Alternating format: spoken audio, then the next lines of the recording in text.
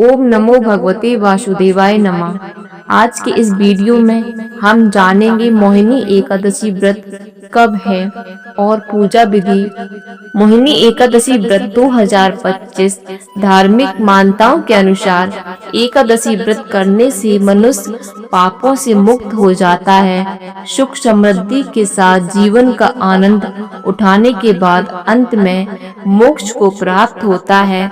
इस साल मोहिनी एकादशी व्रत 8 मई को गुरुवार के दिन रखा जाएगा। मोहिनी एकादशी व्रत कथा पढ़ने या सुनने से मिलता है 1000 गाय दान करने का फल। असुरों से अमृत बचाने के लिए भगवान विष्णु बने थे मोहिनी का रूप। हर माह में 2 एकादशी होती हैं जिस दिन भगवान विष्णु की उपासना की जाती है।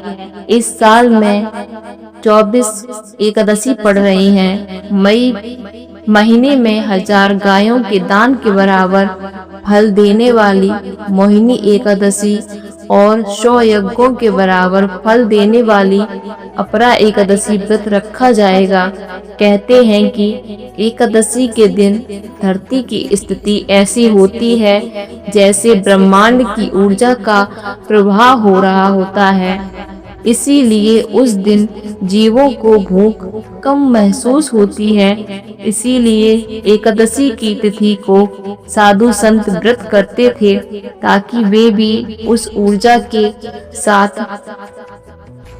खुद को जोड़ सकें।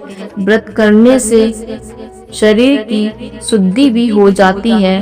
धार्मिक मान्यताओं के अनुसार एकादशी व्रत करने से मनुष्य पापों से मुक्त हो जाता है, सुख समृद्धि के साथ जीवन का आनंद उठाने के बाद अंत में मोक्ष को प्राप्त करता है। मोहिनी एकादशी व्रत कथा पढ़ने या सुनने से 1000 गायों के दान के बराबर पुण्य मिलता है। हिंदू पंचांग के अनुसार हर साल वैशाख माह के शुक्ल पक्ष में मोहिनी एकादशी व्रत रखा जाता है।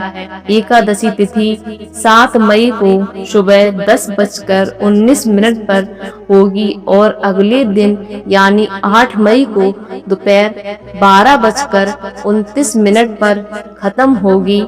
इस साल मोहिनी एकादशी व्रत 8 मई को 2025 गुरुवार के दिन मनाई जाएगी। मोहिनी एकादशी व्रत का पारण 9 मई 2025 को किया जाएगा। व्रत पारण का शुभ मुहूर्त सुबह 5:34 से सुबह 8:16 तक रहेगा। आइए जानते हैं मोहिनी एकादशी व्रत का महत्व। मोहिनी एकादशी व्रत करने से व्यक्ति के सभी पाप नष्ट हो जाते हैं। इस दिन भगवान विष्णु के मोहिनी स्वरूप की पूजा की जाती है। समुद्र मंथन के बाद निकले अमृत को जब असुरों ने छीन लिया था तब भगवान विष्णु ने मोहिनी रूप धारण किया था। उसी घटना को याद करते हुए मोहिनी एकादशी का व्रत किया जाता है।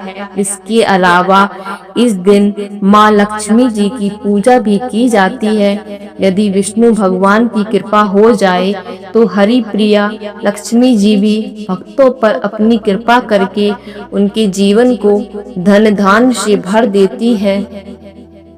आपको यह जानकारी कैसी लगी कृपया हमें कमेंट करके जरूर बताएं और साथ ही मेरे चैनल को सब्सक्राइब करना ना भूलें। धन्यवाद।